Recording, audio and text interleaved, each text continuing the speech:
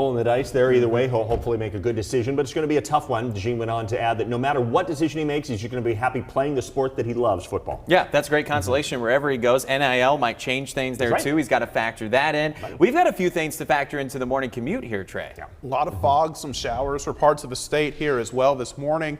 Starting out a little bit more active today than it's been the last couple of days. You're looking at the Lamoni Skycam where visibility is down to 3/4 of a mile there. Temperature 48 degrees. Here in Des Moines, we're sitting at 47, and if we stay above 45 this morning, that would be a record warm temperature for the morning here. Mostly cloudy skies elsewhere with patches of fog and light rain. Waukee right now seeing some shower activity over toward downtown and Newton as well. Very light stuff here in the metro.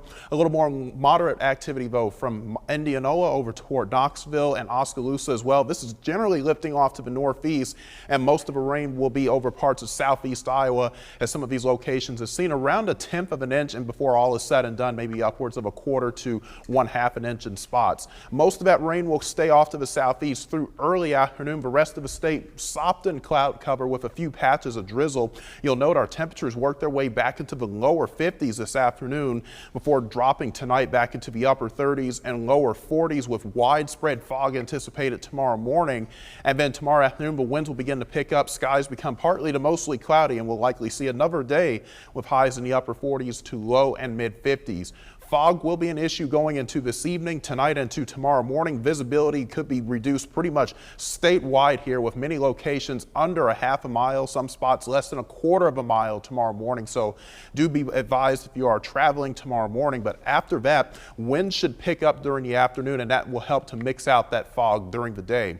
This is all in advance of our second storm system. You can see it spinning over Southern California right now. That area of low pressure will travel up through the plains with a really good swath of moisture, bringing in widespread rain starting Sunday morning, and that rain will persist into Sunday night, Christmas Day.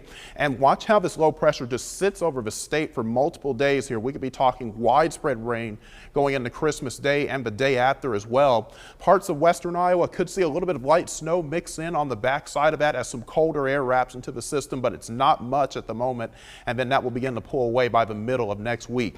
Rainfall amounts looking at a healthy 1 to 2 inches with this upcoming system, and this would be the best rain many of us have seen in months. So as we look at your 8-day forecast, again, very busy here going into the weekend, starting on Sunday with widespread rain after that fog clears up Saturday. We'll stay in the 50s on Christmas Day before slightly cooler air moves in by the middle of next week. A lot to